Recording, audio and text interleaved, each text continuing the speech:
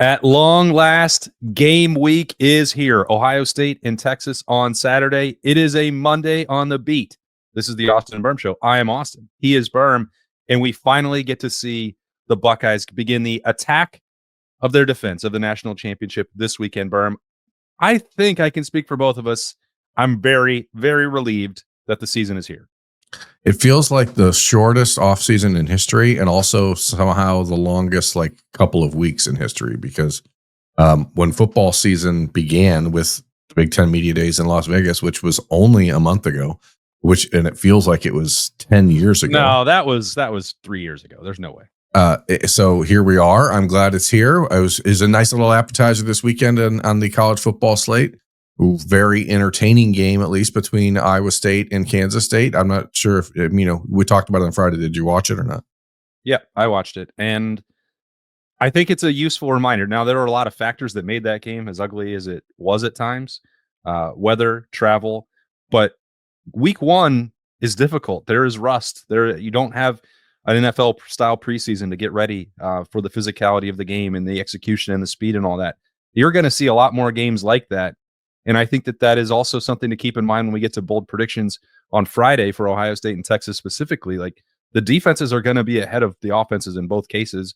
And it took a little while for both Iowa State and Kansas State to find their footing in that regard, literally in some cases. But that's what week one looks like. It is difficult to get ready to go out and perform at a high level. Yeah, it's like you're not used to somebody, you can do contact drills in practice. You can actually do full tackling in practice, but you're still not getting hit by somebody who wants to hurt you. And I think that you notice the difference early in those games of guys just not being ready for the football, the way that you have to secure the football when another team hits you as opposed to when your own team is hitting you. Quarterback play, very sloppy because you just don't know what you're going to see out of defenses yet. And you're watching that Kansas State Iowa State game, and that's two of the better returning quarterbacks in the country, and they both look like freshmen for large portions of the game. So an interesting reminder without question, but it's here. It's game week. Roosters, this morning for us. It feels like we're back to basics. Let's do it.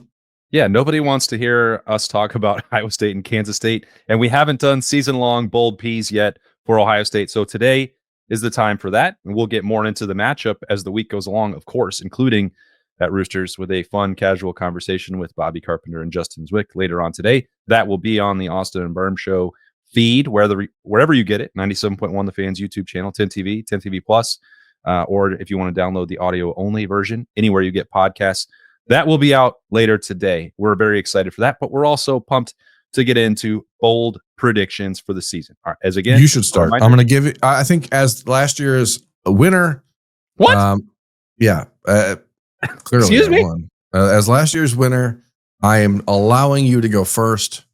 So I'm being gracious, and I hope that you appreciate my graciousness. But you may lead off. And what a shock! I see Brandon Ennis. I'm actually surprised you didn't ask me to create some sort of Photoshop that morphed Brandon Ennis and Mylan Graham into one wide receiver.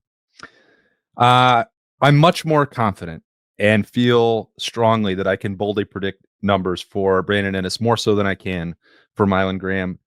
I think lost sometimes in the Jeremiah Smith hysteria, which is well-deserved and well-earned and probably going to come up later on in the show with JJ's numbers. We talked about it on Friday in the mailbag as well, is that all that attention means the football is going to have to go somewhere else. As good as he is, offensive MVP, best player in college football, Jeremiah Smith, there are going to be times that he is limited. And Ohio State, Julian Sayin is going to need to go where he has winnable matchups. And I think that the majority of those are going to go Brandon Ennis's way. It's not a slight on Carnell Tate. I think he's going to demand some attention as well at times. We've talked about that and the value for this offense. But if I am correct that Brandon Ennis is ready to do all of the Emeka Egbuka style things on and off the field, then the number of receptions are going to go his way as well. I think he's going to lead Ohio State in catches, just like Emeka did last year.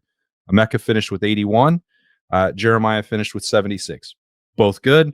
That's a lot of footballs to go around.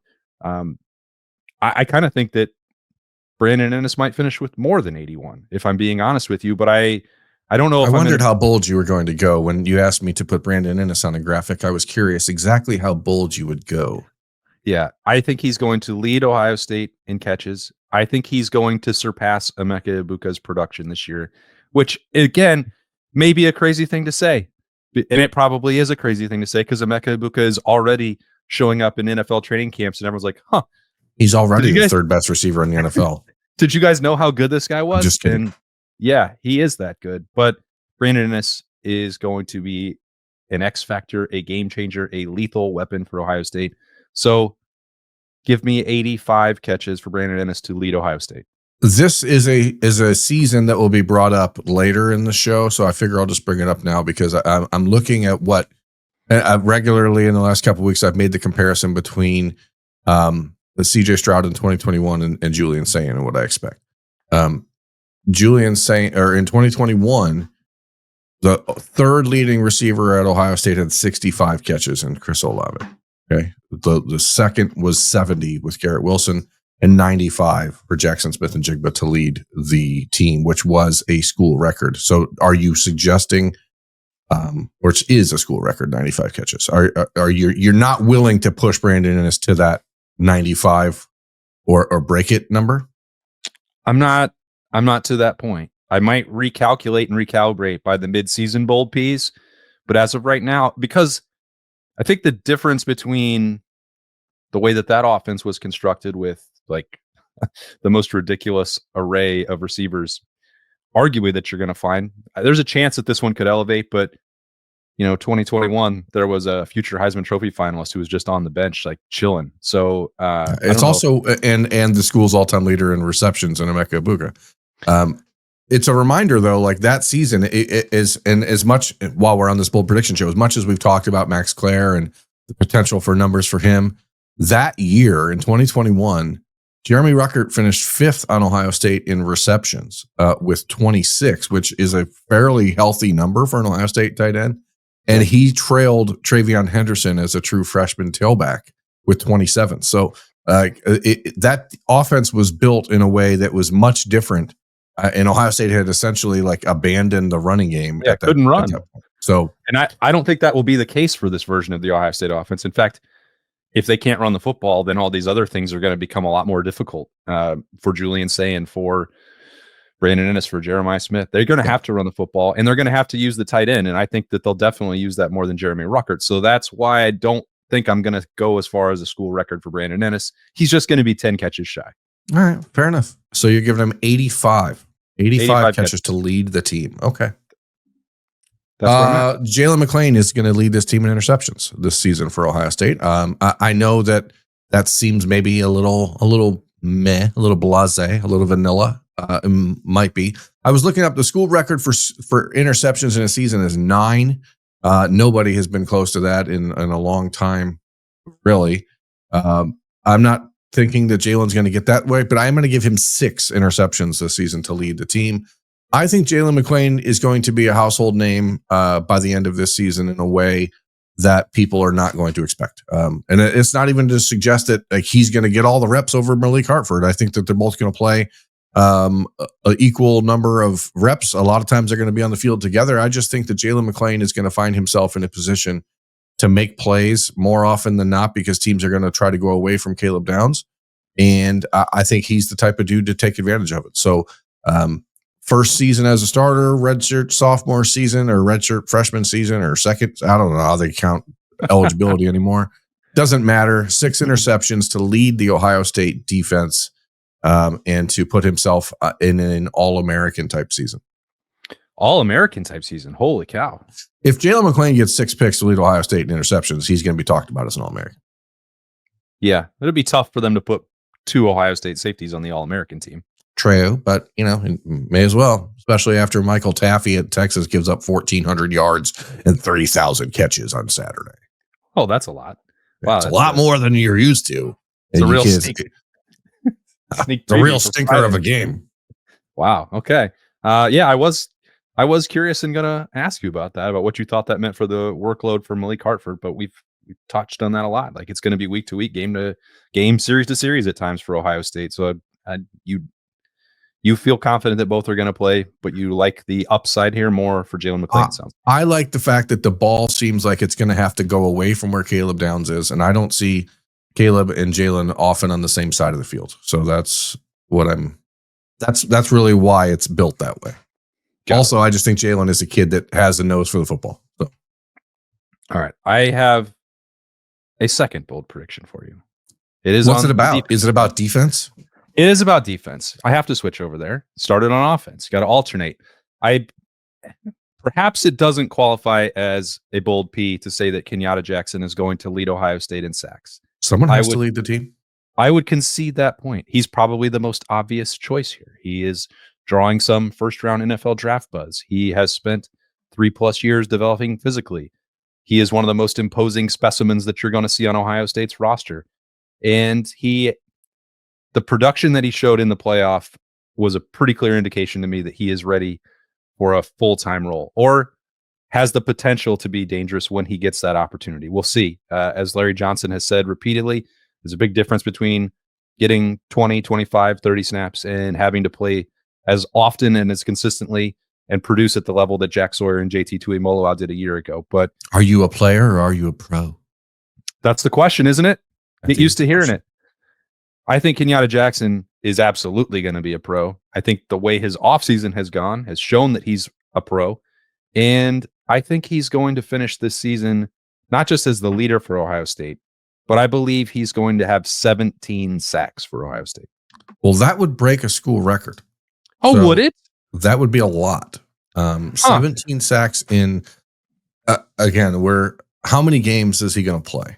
That's the question. I think they're going to play 16 games. 16 games, 17 sacks. You started off by saying, I'm not sure if this qualifies as bold, and then you predict him to have the greatest season that any defensive end has ever had at Ohio State. Well, including Chase. I thought that there was I wanted to preface it by saying I'm going to have to add to the spice level. You got to put a little spice in the pepper. And just saying he's going to lead the team is not enough. So I'm going to get, and it's called a drill down, Birm. Okay, here's the deal. Again, as the gracious winner of the 2024 edition of Bold Predictions, I'm going to grant you some opportunities here for success. If Kenyatta Jackson finishes in the top 5 of a single season sack record at Ohio State, so that means he has to get 12 or more. Yeah, I will consider this a correct BP. That's no problem. Like, he's going to have that in the regular season. Okay. I mean, do what you got, man. I'm just saying 12 or more would put him as a top 5 season all time at Ohio State. Chase Young, 16.5 in 2019. Vernon Golston in 2007 at 14. Joey Bosa, 13.5 in 2014 as a first-time starter. 1995, Mike Vrabel with 13. 1996, Andy Katzenmoyer with 12. Of course, 4 of those guys are defensive ends. One is a middle linebacker. So this is a different world. Here's the thing. You look at the potential for production for Kenyatta Jackson just in the first month alone, and I don't feel like that it's going to be that difficult for him to get to this point. You have a rebuilt Texas offensive line, which apparently nobody cares about outside of maybe Columbus or this show, at least as a talking point. And then is someone on Grambling? He's probably going to play like 3 drives, but do they have anyone who could even lay a finger on Kenyatta Jackson? I sort of doubt that. Ohio, another very winnable matchup. Washington, not exactly the best pass protecting team in the country. Ohio is a very winnable matchup. I agree. Yeah. For Kenyatta Jackson, like the first month of the season is all situations where he should be thriving and piling up stats early on. So wouldn't it be great if our bold prediction shows were like Ohio State versus Ohio? It's a winnable matchup. I was talking. Well, I mean, folks, we think Ohio State might be able to top Grambling this year. It wouldn't be. It wouldn't be very informative or entertaining because Ohio State is favored in every single game that they play. Man, there are teams out there. There are people out there who do our job covering other teams that have to be like, well, we think we can beat Ohio. Like, you know what I mean? Like, that's wild to me. Can you you just are like, well, guys, this is a big game. We think. If you cover if you cover Maryland and it's like, all right, find the winnable matchups this year for Mike Locksley. No, I can't. Maybe Ohio.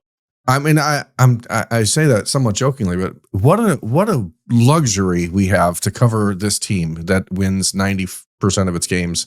And I guess I should have used Rutgers, right? Don't they actually play each other? Yeah. Okay. So you're predicting nothing big, just a single season sack record for Kenyatta Jackson. It's called bold predictions. Okay. It's not. No, I mean, I appreciate. Is there a winnable matchup for Ohio State on the schedule? I appreciate that you boldened it up. Yeah. Way to go. Put a little spice on it. I'm going to go back to that 2021 season. And again, this is not an apples to apples comparison because this is not year one for James Peoples. But this is kind of a combination of everything joining together. I think James Peoples is going to have more yards and more touchdowns this season running the football than Quinshon Judkins and TreVeyon Henderson did individually last year. Not combined. That would be crazy. But I go back to that 2021 season and I look at TreVeyon Henderson's statistics. And again, this is now apparently what I've fallen in love with is this idea that this offense is going to be 2021-ish. And that year, TreVeyon Henderson had 1,250 yards and 15 touchdowns. On my bold predictions, my sheet where I wrote down these BPs so that I could. You did not do that. I swear I did. I will show you. I didn't write it down. I did type it. I did clickety clackety.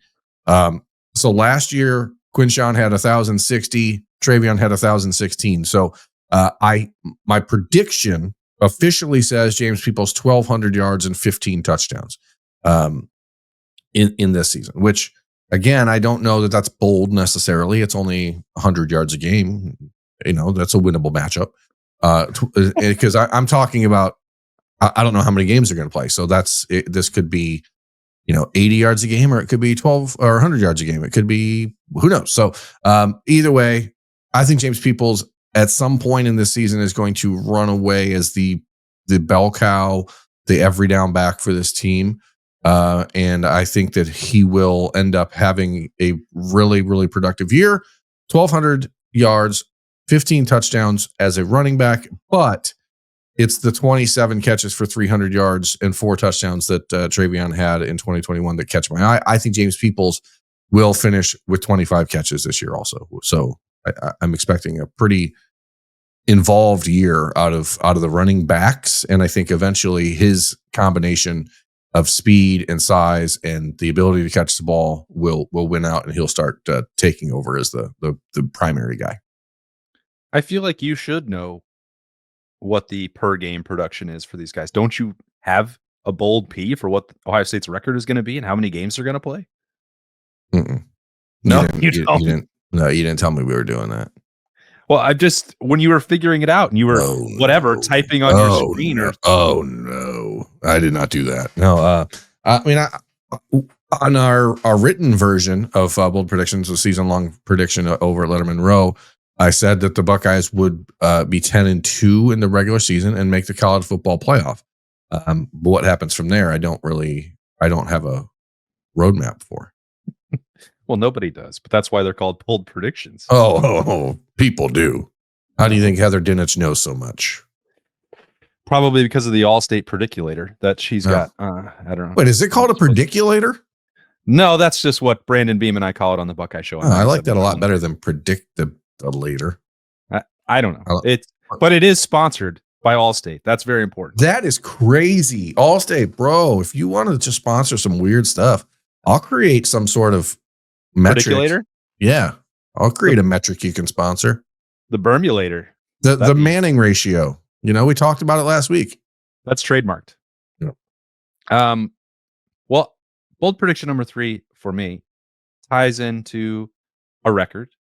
It ties into an award that Ohio State coaches seem to be ineligible to win, but I think perhaps Ryan Day can and should and will be a deserving winner of the Big Ten Coach of the Year and the National Coach of the Year, because I believe that the national title defense, the attacking of it, is going to lead to wins in all of the biggest games in the regular season for Ohio State. They are going to open with a win against Texas. They are going to beat Penn State. And I guess potentially most important for Ryan Day in winning some of these awards and adding one final necessary piece to the resume, he will win in the big house in late November. I do not believe that the Buckeyes are going to go undefeated in the regular season.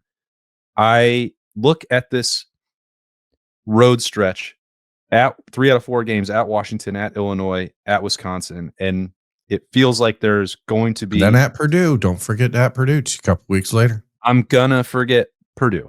This is a tough road schedule, man. Like, this is a tough road schedule. Like, you think about the last dozen years, when has there been? There's not a single. Okay, I don't expect Ohio State will lose to Purdue. I think that's a winnable game. Right? It's a winnable matchup. But you have to go to Wisconsin, to Illinois, to Washington, to Michigan. Like that. This is a boy. I'm glad Ohio State won the national championship 8 months ago. Is all I'm saying. Because they didn't get any favors here. No, I think. Look, Wisconsin, on paper, that is a incredibly winnable matchup for Ohio State. And by the way, again, it gets to this point where the Buckeyes are favored already in all the games that I mentioned. They're favored to beat Texas. They're favored to beat Penn State. They're favored to beat Michigan. They're favored to beat everyone on their schedule. I just don't know how you can make someone a preseason number one if they're an underdog in the season opener. It just doesn't make sense to me. This is why preseason polls are Manning stupid. ratio. You're ignoring it. You have to give them bonus points for that. They have a Manning. Okay. All right. Are you forgetting that? You are the one that trademarked it. So what award is Ryan Day going to win? National Coach of the Year, Big Ten Coach of the Year. I think he's going to get them all. I think it will be like a career achievement, a reflection of winning a national championship and then erasing all of the skepticism about whether or not he can win again in the game. Because I think he's going to do that, and then people will give him the flowers that he, I think, richly deserves. And I think that Ohio State's going to win the Big Ten as well. I don't know what's going to happen in the playoff. It is, as you said, there's no roadmap. You don't know what the matchups are. We don't know what the health is. That's way down the road. I think there are the two most talented teams in the country are going to play on Saturday. We can maybe factor in Georgia and Alabama with the blue chip ratio there. I don't know what that's going to look like. And it almost feels like we have to take them based on what we know, which is the path in the Big Ten, and then we can reevaluate what the postseason might look like when it gets there. But I think Ohio State is clearly the best team in the Big Ten. I think that they are going to be ready for the talent-equated matchup games. And if they drop one along the way, it is not the end of the world. We've already seen that happen for Ohio State. We've seen them drop 2 and then still regroup and rebound for that postseason. But I don't think that 2 losses are in the cards for this team, personally. I hope you're right. I just wish that everyone played the same schedule. Like that's ultimately. Well, the SEC is finally getting to that point with 9 conference games. No, I mean, even in the Big Ten, like if you think about Oregon's schedule compared to Ohio State's schedule, if you think about, what these teams have to go, what Penn State's schedule is compared to Ohio State's schedule, I just think that it'd be nice if there was. Can we just get back to the days when the Big Ten had 10 teams and everyone played everyone and that was it? That's all. That's all you want? Is it too much to ask? Probably okay. So. I think the cat's out of the bag on that one. All right. So that's where I'm at. Jeremiah Smith's pretty good. Let's be honest. Wow. Okay. That's it. Is that it? No. So again, I keep going back to this 2021 season. It's. I do think with 8 catches a game, Jeremiah Smith is going to break Ohio State's single season catch record. I think he's going to finish with 96. Let's just cut. Let's cut it this way. How many targets a game do you think Jeremiah Smith's going to get? 11. So 11 catches. If he gets 8 balls a game, what's our percentage there? We're talking what's the 8 would be so 70% or so, 67%, 60, 70s. I don't know. Not about math. What I am you were really prepared for this, Jeremiah. What I am about is output, but he's also not only going to lead the team with catches, 96 catches, 8 catches per game. He will break the school's single season record for touchdowns in a season by a receiver as well. He will get 18. Again, this is regular season ball. Whatever happens after that, these numbers can get stretched into the atmosphere. He is not going to break the yardage record. I think that this is going to be a season where he's going to be counted on to do a lot of slants and digs and curls and try to just it's 3rd and 7. We need to move the ball. Throw it to Jeremiah for 8 yards. I think that's going to be the type of offense. 3rd and Jeremiah got another shout out from Ryan Day last week. I know. I saw that. That was nice. We're working on coining that one. I just think that the offense, there's going to be certainly times when teams try to double and triple him, but he's just too good. So he's going to break 2 school records with with touchdowns and receptions in the 2021 from the 2021 season, where he passed the Jackson Smith and Jigba. And then Terry Glenn was 1995 with the 17 touchdown catches. The single greatest season of a receiver I've ever seen, which includes 2021 Jackson Smith and Jigba, who was awesome, but Terry was a freak. You did say that you would shout out any season bold P's that we got from the audience. And we did get one that ties directly into your Jeremiah Smith bold prediction. It comes from Matt P. And he said, Jeremiah Smith will lead the wide receivers in touchdowns, but not yards. So there's no hiding number 4 for the Buckeyes, but after the most impressive freshman season in program history, opposing defensive coordinators have no choice but to devote extra hours coming up with a solution to keep Smith in check. Where one door closes, another 4 open with this program. Carnell Tate will end the season with the most receiving yards, but goal line fades live forever. And that's where JJ gets a bulk of his touchdowns. And then he signed it off with Go Milks. So he must be a big dairy fan. I don't know. Good old Matty P. How's he doing? Pretty descriptive there. There are multiple bold P's tied into one with Carnell Tate there. It's almost like he lived this life for a minute. Thanks, Matt. We appreciate that, and Go Milks as well. I don't know, man. Look, when you think about JJ, I mean, again, you're talking about Brandon Ennis having 85 catches. In your scenario of 85 catches for Brandon Ennis leading the team, does JJ still lead in yards and touchdowns? How many catches does JJ have in your world? I think by the end of the year, his line is going to look very similar to last season. And we used the cutoff of 1,300 yards, I think, on Friday. Yeah. I think that's over. I mean, as a reminder, he had 76 catches for 1,315 yards and 15 touchdowns a year ago. That is absolutely nothing to sneeze at. And if he accomplishes that, given double and triple coverage attention his way, which he was getting increasingly as the season went on last year, like that's a reminder of just how freaking good he is. That if he got one-on-one coverage all year long, he'd be like, yeah, that's going to be 2,000 yards and 25 touchdowns, and everyone needs to get the hell out of the way. But at some point, don't the defenses that they're playing against, they're going to have to go back to being somewhat normal, because in your scenario, if Brandon Ennis is getting 10 catches a game and Carnell Tate's getting 6 or 7 a game, like how do you you can't continue to live that way, right? Like at some point you have to you can't cover Brandon Ennis with a linebacker. So how are you going to do that? I think defensive coordinators by and large are going to be willing to sit on top of Jeremiah Smith and take away the deep shot and force Ohio State to go down the field. And if they want to do it with 5 or 6 completions to Ennis or Max Clare and take their time and hope that maybe a pass rush gets there or a ball gets deflected, like so be it. I think that that's the choice, because if you decide to play straight up against Ohio State, then that drive can be over in one play with a deep ball to Jeremiah Smith. So I think there will be teams that are like, let's take our chances here. Let's see if we can play this kind of game with them. But if that's not, hope is not a strategy. And there's not enough. There's no one in college football that can cover him one-on-one, like nobody.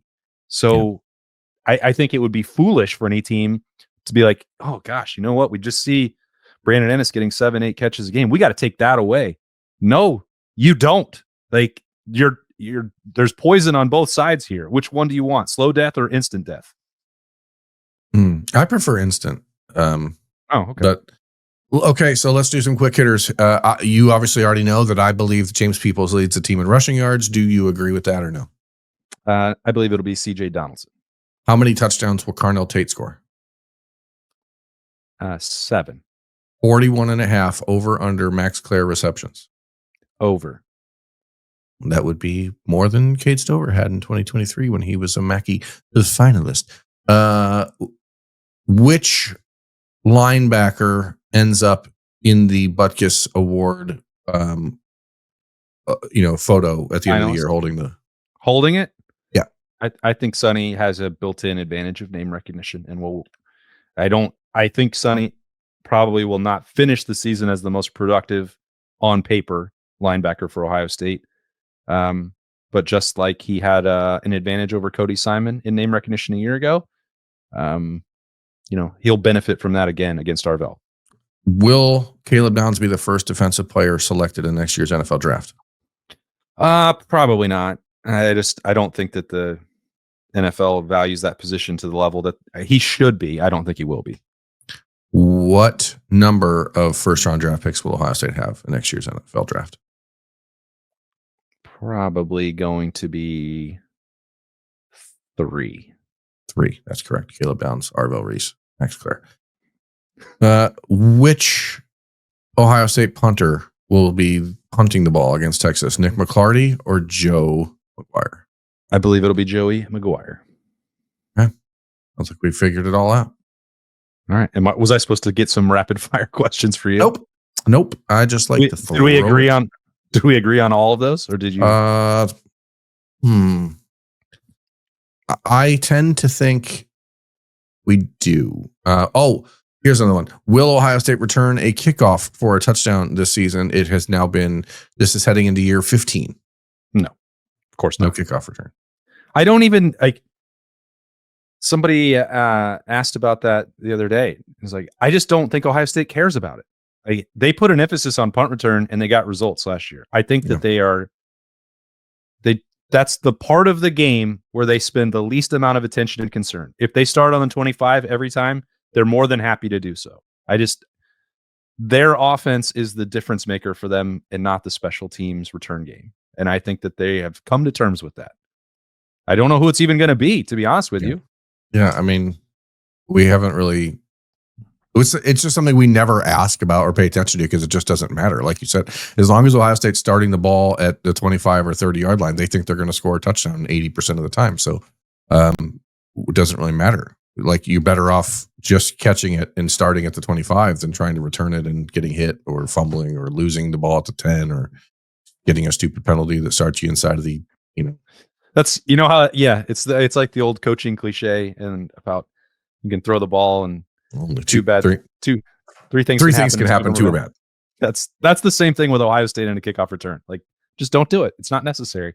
That's the way of college football now, and it has the Buckeyes in a position to have 12 winnable matchups in the regular season. How about that?